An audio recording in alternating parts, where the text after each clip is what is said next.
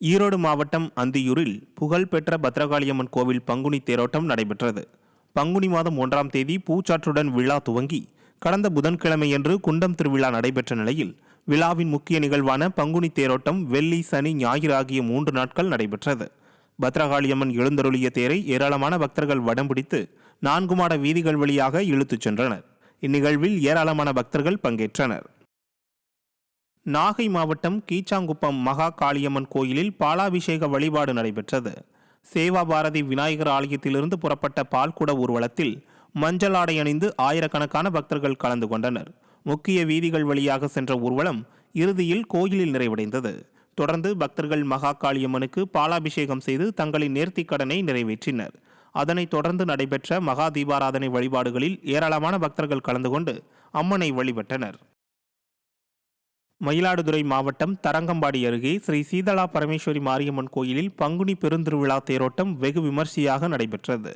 ஒழுகைமங்கலத்தில் உள்ள ஸ்ரீ சீதளா பரமேஸ்வரி மாரியம்மன் கோயிலில் பங்குனி விழா கடந்த மாதம் 31ஆம் தேதி கொடியேற்றத்துடன் தொடங்கியது.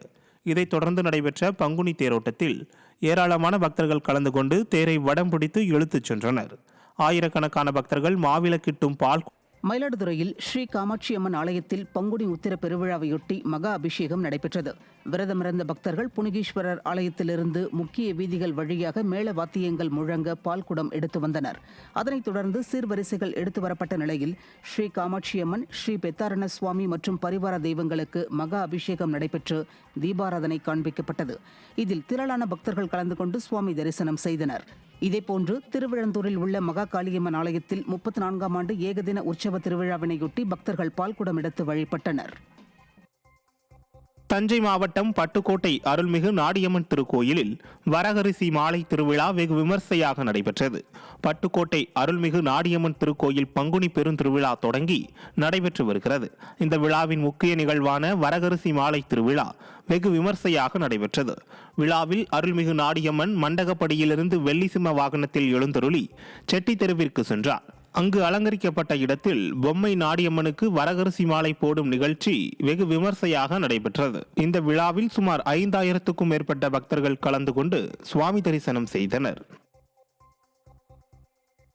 மதுரை அழகர் கோயில் சித்திரை பெருந்திருவிழாவின் முதல் நிகழ்ச்சியாக மதுரை தல்லாக்குளம் பிரசன்ன வெங்கடாச்சலபதி கோயிலில் கொட்டகை முகூர்த்த விழா நடைபெற்றது.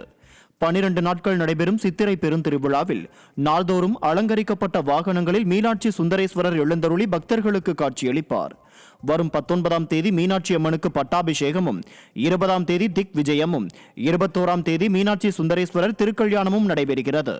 இதைத் தொடர்ந்து விழாவின் சிகர நிகழ்ச்சியாக வரும் 23ஆம் தேதி கள்ளழகர் வைகை ஆற்றில் எழுந்தருளும் நிகழ்வும் நடைபெறுகிறது.